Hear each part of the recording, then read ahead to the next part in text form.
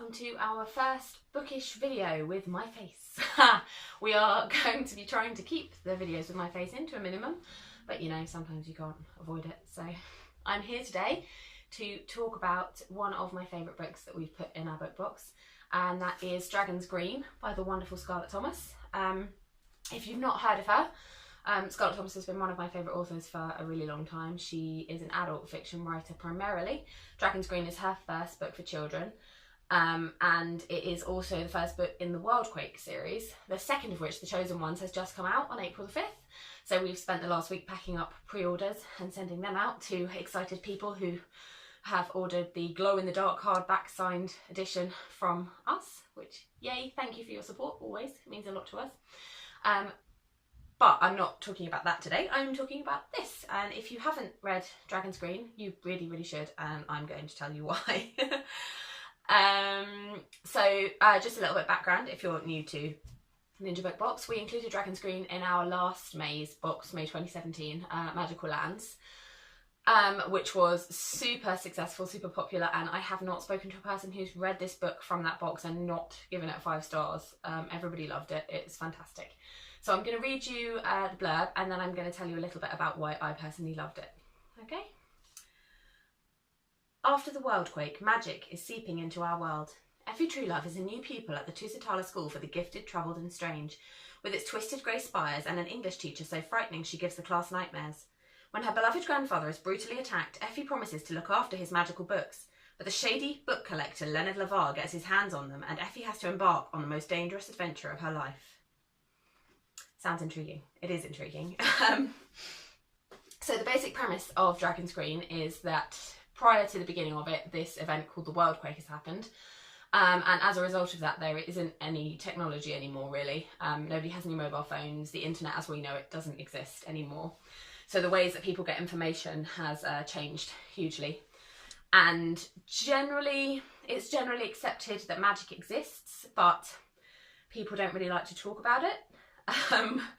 Effie's mother has disappeared during the Worldquake. She assumes that she's dead, and her father does not get on with her mysterious grandfather, Griffin, who looks after her.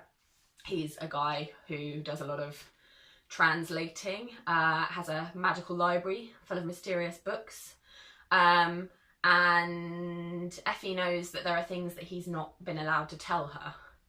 And then something happens, of course, which leads to Effie discovering that there is actually another world called the Other World that you can travel to. And there are various different ways of travelling to it. And also that people have different abilities, fall into kind of different character types. And it's generally quite wonderful. I tell people that this is like Narnia. It's not like Narnia. But what I mean by that is that the relationship of the other world to our world is similar to the relationship between our world and Narnia and the Chronicles of Narnia, in as much as there are static, reliable ways that you can get to the other world, but also there are less reliable, more random ways to travel there, in the same way as travelling to Narnia. And also the time thing is very similar. The time in the other world is completely different to the time in the real world, in the same way that time in Narnia is very different to time in the real world. And I always loved that about Narnia, that you could go and have a lifetime in Narnia and come back and it would be 2 minutes later in the real world. I thought that was a fantastic idea. It gives the idea of another world being an escape even more power, and that's fantastic. One of the things I really, really love about Dragon's Green and this whole series, it continues in The Chosen Ones, is that the characters, the protagonists, so Effie gathers to her this little band of friends, all of whom have different abilities and help each other out in different ways. But my favourite thing about them is that they are all kind of well-rounded people. Because it's children's fiction, not YA, it avoids some of the tropes that are kind of familiar from YA fantasy. So the characters are, I think, maybe 10, 11, 12 when the first book starts.